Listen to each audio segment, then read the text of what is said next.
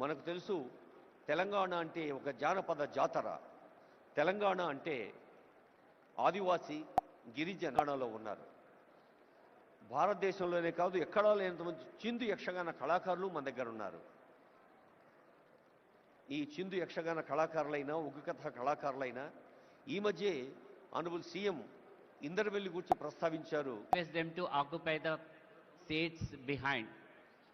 This is an humble request from our side because the ambassadors లో ఉండే competitive స్పిరిట్ని ఒక positive సానుకూల దృక్పథాన్ని తీసుకొని తెలంగాణ విద్యార్థులు యువతీ యువకులు టెక్కీలు BA BSc బీకామ్ అలాగే ఆర్టిఫిషియల్ ఇంటెలిజెన్స్ మరి ఇంటర్నెట్ ఆఫ్ థింగ్స్ లాంటి ఆధునిక సాంకేతిక విద్యను అటు వైద్య విద్యను పర్యావరణ విద్యను జెనెటిక్స్ లాంటి విద్యను అన్నిటినీ సాంకేతిక ప్రపంచంలో మనం నిలవలేమనేది తెలంగాణ ప్రభుత్వం గ్లోబల్ సమ్మిట్ యొక్క ఉద్దేశం.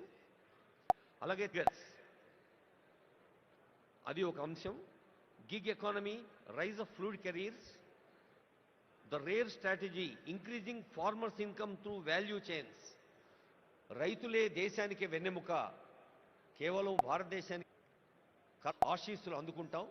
చిన్నప్పుడు బళ్ళో చదివి నుంచి ప్రతి కోణంలోనూ ఆ జనని భారతి ఆశీస్సుల జాతీయ గీతము.